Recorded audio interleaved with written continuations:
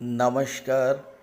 बहुत स्वागत है आप सभी दर्शकों का धनु राशि के जातकों के लिए राहु नक्षत्र परिवर्तन के इस वीडियो में। प्रचंड बली हुए राहु। जी हाँ, आज के वीडियो में हम बात करेंगे राहु के उत्तरा भाद्रपद नक्षत्र में गोचर फल के बारे में। उत्तरा भाद्रपद शनि का नक्षत्र है और शनि राहु के परम मित्र हैं। ऐसे में अपने मित्र के नक्षत्र में आकर राहु बहुत अधिक बली होंगे, प्रचंड बली हो रहे हैं और 16 मार्च 2025 तक राहु का गोचर उत्तरा भाद्रपद नक्षत्र में ही रहेगा और इस दौरान बहुत ही अचंभित करने वाले घटनाक्रम आपके जीवन में घटित होने जा रहे हैं। राहु और उत्तरा भाद्रपद का ये कॉम्बिनेशन गजब का कॉम्बिनेशन है जो आपके जीवन में बहुत बड़ा परिवर्तन लेकर के आएगा। राहु और उत्तरा भाद्रपद की क्वालिटीज़ आपस में इतना मिलती हैं कि इनमें भेद कर पाना बहुत मुश्किल है।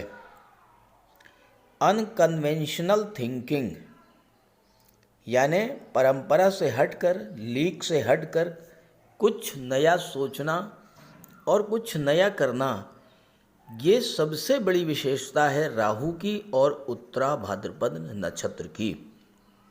ये दोनों ही व्यक्ति के अंदर समय के अनुसार परिवर्तन लाने वाले हैं।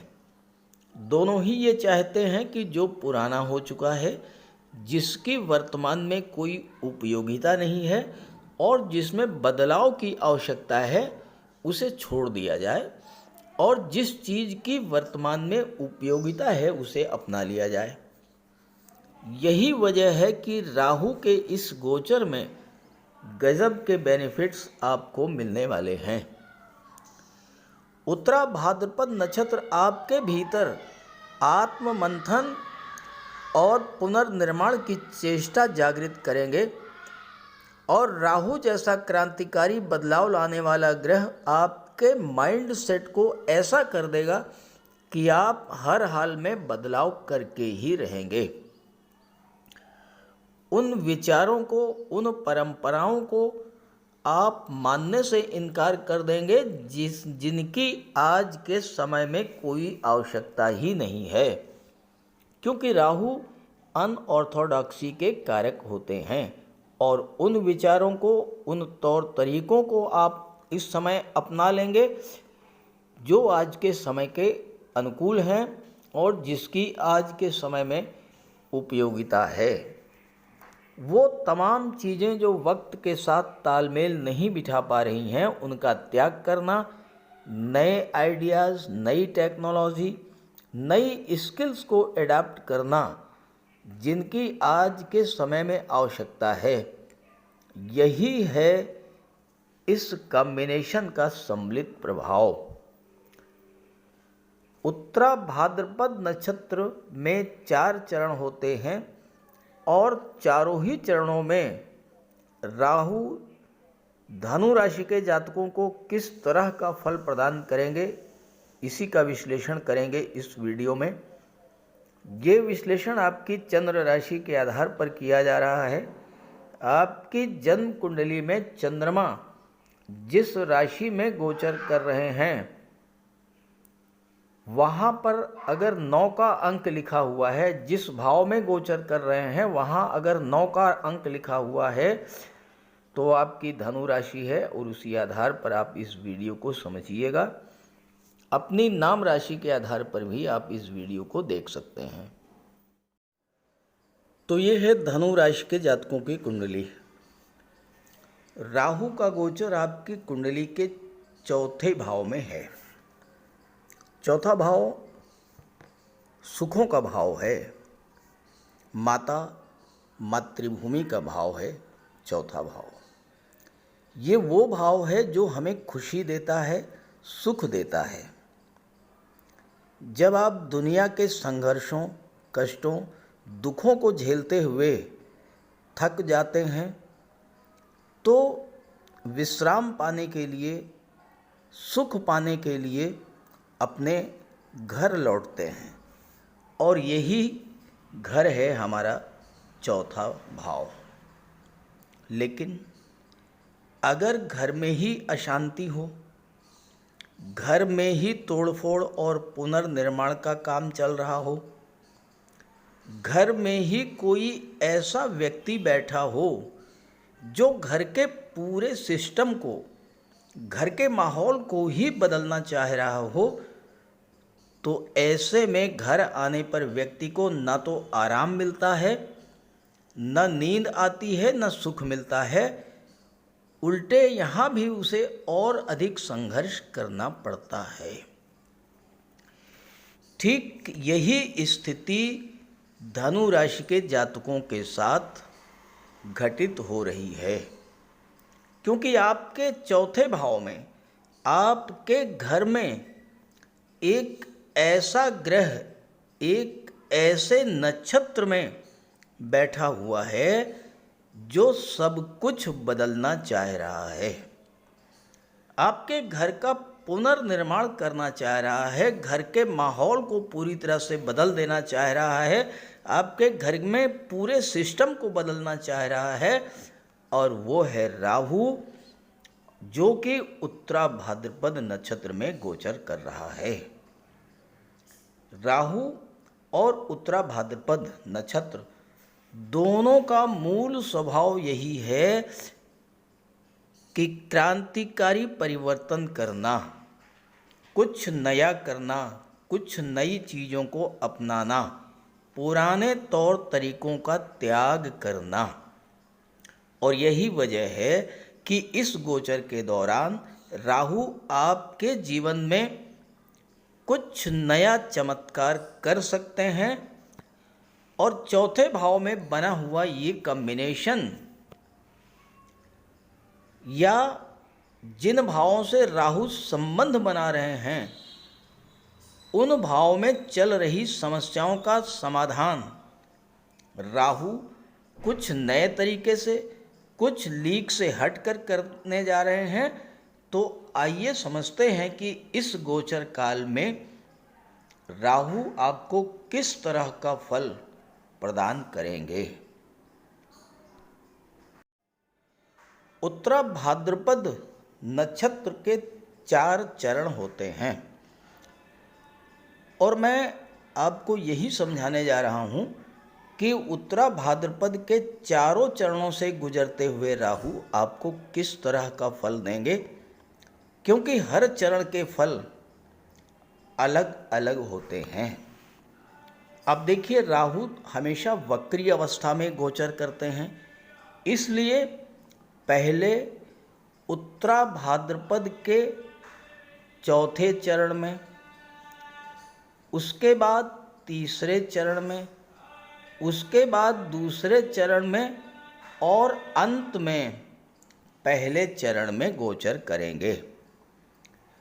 उत्तरा भाद्रपद के चौथे चरण और पहले चरण में राहु का गोचर थोड़ा संभल कर चलने वाला होगा, जबकि दूसरे और तीसरे चरण में राहु गोचर करते हुए आपको जबरदस्त लाभ प्रदान करेंगे। अब देखिए, राहु का उत्तरा भाद्रपद के चौथे चरण में गोचर 8 सितंबर तक था। ये समय बीत चुका है, यानी जो कष्टकारी समय था वो बीत चुका है। लेकिन चौथे चरण में राहु ने आपको क्या क्या फल दिया होगा, ये समझते हैं।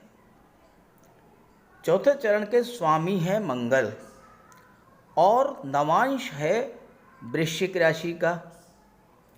वृश्चिक राशि आपकी कुंडली के 12वें भाव में है, तो 12वें भाव में राहु और मंगल की संयुक्त ऊर्जा के विपरीत प्रभाव आपको देखने को मिले होंगे 8 सितंबर तक। अब क्या क्या प्रभाव पड़ा होगा? मन में चिंता, तनाव, डिप्रेशन की स्थिति बनी होगी, मन आपका अशांत रहा होगा और घर में भी अशांति का वातावरण रहा होगा।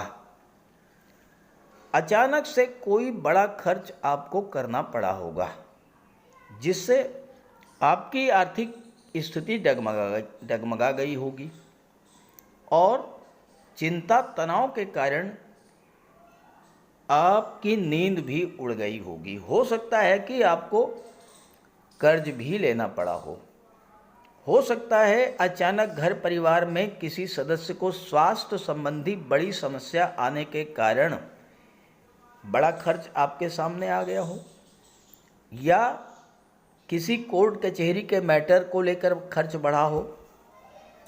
और अगर आप विदेश में हैं, 12वां भाव विदेश का होता है, अगर आप पहले से ही विदेश में हैं तो या तो आपको धन हानि हुई होगी या आपका पैसा विदेश में फंस गया होगा। कोई बड़ी बिजनेस डील भी इससे प्रभावित हुई होगी। कमेंट करके ज़रूर बताइएगा कि 8 सितंबर तक आपके साथ क्या क्या घटनाएं घटित हुई होंगी। 8 सितंबर को राहु उत्तरा भाद्रपद के तीसरे चरण में गोचर कर चुके हैं। 8 सितंबर से 10 नवंबर तक राहु उत्तरा भाद्रपद नक्षत्र के तीसरे चरण में गोचर करेंगे। मैंने थंबनेल में 18 सितंबर की डेट लिखी है। 18 सितंबर से प्रचंड बली हुए राहु ये लिखा है, क्योंकि कोई भी बड़ा ग्रह जब राशि परिवर्तन या नक्षत्र परिवर्तन करता है या एक चरण से दूसरे चरण में गोचर करता है तो कुछ समय लेता है अपना फल देने में। 8 सितंबर को तीसरे चरण में राहु आ चुके हैं। 18 सितंबर से पूरा फल देना शुरू करेंगे। अब देखिए, तीसरे चरण के स्वामी है शुक्र और नवांश तुला राशि का है। तुला राशि आपकी कुंडली के एकादश भाव में है। लाभ की भाव, आपकी इच्छा पूर्ति का भाव। तो इस दौरान राहु आपको कई बड़े लाभ देंगे, आपकी कई इच्छाएं पूरी होंगी। ये आप समय आपके लिए धन की दृष्टि से बहुत ही महत्वपूर्ण रहेगा। 8 सितंबर से 10 नवंबर के बीच का जो समय है, ये आपकी आर्थिक स्थिति को मजबूत करने वाला होगा, क्योंकि राहु शुक्र के मित्र हैं और राहु और शुक्र की सम्मिलित ऊर्जा का प्रभाव आपके 11वें भाव, आपके लाभ के भाव में होगी। 11वें भाव में राहु और शुक्र के प्रभाव से आपकी स्थिति में तेजी से सुधार होगा और आपको धन का लाभ होगा। आपकी इनकम बढ़ेगी, आपकी इच्छाओं की पूर्ति होगी।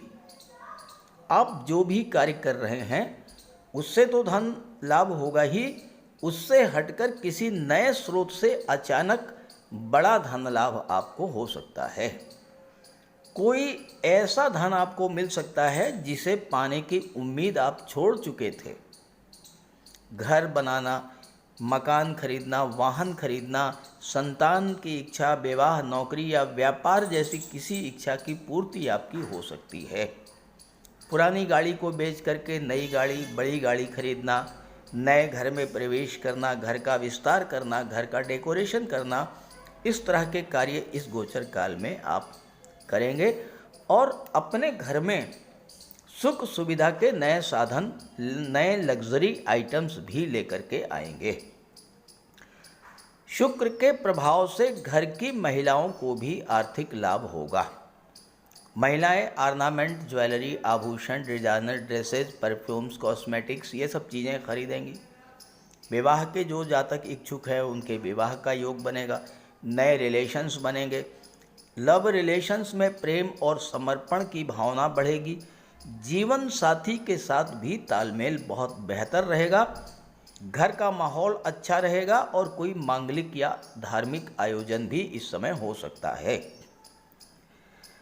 अगर आपके घर में आपकी पत्नी, आपकी माता, आपकी बहन या अन्य कोई महिला वर्किंग मेंबर है, कामकाजी महिला है, कोई नौकरी या किसी व्यापारिक गतिविधि से जुड़कर कार्य कर रही हैं, तो उनकी भी इनकम में वृद्धि होगी। बड़े भाई और मित्रों के साथ संबंधों में सुधार आएगा, उनका सहयोग मिलेगा और इस अवधि में आपकी मुलाकात अपने किसी ऐसे मित्र से हो सकती है जो लंबे समय से आपके संपर्क में नहीं था। इस गोचर का पूरा लाभ उठाने के लिए माता लक्ष्मी की आराधना करते रहें। घर को स्वच्छ रखें, घर के मेन गेट को बहुत ही साफ सुथरा रखें और शुक्रवार के दिन माता लक्ष्मी के मंदिर में जा कर के उनको सफ़ेद मिष्ठान का भोग लगाएं, श्वेत वस्त्र धारण करें, कन्याओं को भोजन कराएं। ये सब करेंगे तो 8 सितंबर से 10 नवंबर का जो गोचर काल है ये आपको ज़बरदस्त लाभ देने वाला होगा। 10 नवंबर को राहु उत्तरा भाद्रपद नक्षत्र के दूसरे चरण में गोचर करेंगे और यहाँ पर 12 जनवरी 2025 तक रहेंगे। दूसरे चरण के स्वामी हैं बुध और नवांश कन्या राशि का है। आपके कुंडली में कन्या राशि दशम भाव में है। राहु बुध के मित्र हैं, तो दशम भाव में राहु और बुध की सम्मिलित ऊर्जा का प्रवाह होगा इस समय और आपको 10वें भाव से संबंधित बड़े लाभ मिलेंगे। 10वां भाव क्या है? 10वां भाव आपका कर्म क्षेत्र है, आपका कैरियर, आपका प्रोफेशन, आपका बिजनेस और 10वां भाव गवर्नमेंट को भी शो करता है। इस अवधि में आपके कार्य क्षेत्र में आपको बड़ी सफलता मिलेगी। आपके नए और इनोवेटिव आइडियाज़ आपके कर्म क्षेत्र में आपको बड़ी सफलता दिलाएंगे। चाहे आप नौकरी कर रहे हों, गवर्नमेंट सेक्टर में हो, प्राइवेट सेक्टर में हो या एज ए प्रोफेशनल आप कार्य कर रहे हों, आपको आपके कार्य क्षेत्र में लंबे समय से चल रही समस्याओं से मुक्ति मिलना शुरू हो जाएगी। आप किसी जॉब में हैं, आपके सहकर्मी आपके विरुद्ध षड्यंत्र कर रहे हैं, आपको नीचा दिखाने का प्रयास कर रहे हैं, आपके विरुद्ध आपके बॉस के कान भरते हैं, तो आपके पद प्रतिष्ठा प्रमोशन में बाधा पहुंचा रहे हैं, तो इस तरह की समस्याओं से आपको इस समय राहत मिलेगी। बॉस और सहयोगियों से तालमेल आपके बेहतर होंगे। आपके प्रमोशन या वेतन वृद्धि का अवसर मिलेगा। किसी अच्छी जगह पर या किसी अच्छी सीट पर आपका ट्रांसफ़र भी हो सकता है। इस समय आपको वो आइडियाज़ विशेष सफलता दिलाएंगे जिसकी प्लानिंग आपने लंबे समय से कर रखी थी लेकिन इम्प्लीमेंट नहीं कर पा रहे थे। बुध व्यापार के कारक होते हैं। बिजनेसमैन के लिए भी ये समय ज़बरदस्त लाभ देने का वाला होगा। व्यापार में विस्तार करने का, व्यापार में पूंजी लगाने का या अपने बिजनेस से संबंधित किसी निर्माण कार्य को भी इस समय आप कर सकते हैं। कुल मिलाकर के बिजनेस ग्रोथ की दृष्टि से ये समय बेहद अनुकूल रहने वाला है। अब वो जातक जो नौकरी के लिए प्रयासरत हैं उनको भी सफलता मिलेगी। क्योंकि राहु अचानक से घटनाओं को घटित करा देते हैं और राहु की दृष्टि दशम भाव पर पड़ रही है, तो राहु के प्रभाव से अचानक से आपको सफलता प्राप्त होगी। आप प्रोफेशनल हैं, बिजनेसमैन हैं, स्वतंत्र व्यापार व्यवसाय कर रहे हैं और आपके कामकाज में किसी तरह की बाधा अगर गवर्नमेंट की तरफ से, सरकारी अधिकारियों कर्मचारियों की तरफ से हो रही है तो उससे राहत मिलेगी, आपके काम बनना शुरू हो जाएंगे, गवर्नमेंट का सहयोग मिलेगा, सरकारी अधिकारियों का सहयोग मिलेगा। आप अपने बिजनेस में कोई परिवर्तन की प्लानिंग कर रहे थे तो उसमें भी आपको सफलता मिलेगी, तेज़ी से आपका बिजनेस ग्रो करेगा और जो बिजनेस बंद होने के कगार पर थे उनको भी कोशिश करेंगे तो फिर से शुरू किया जा सकता है।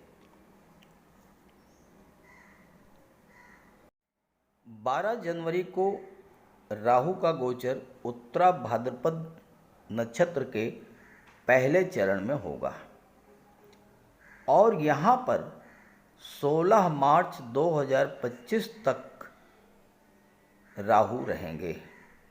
16/3/2025। पहले चरण के स्वामी हैं सूर्य और नवांश सिंह राशि का है।